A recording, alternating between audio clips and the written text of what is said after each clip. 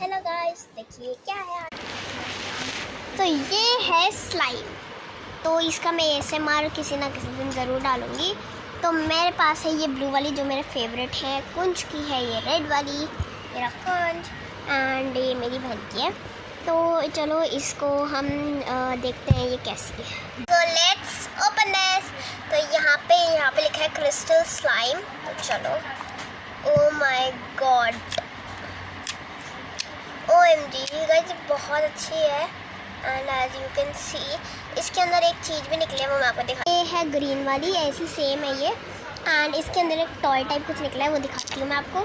तो ये रहा टॉय, इसको निकालते। तो इसके अंदर से ये प्यारा सा ये पतला सा एक चीज़ निकली है, पेपा पिग, ये ममा पिग और ये जॉर्ज।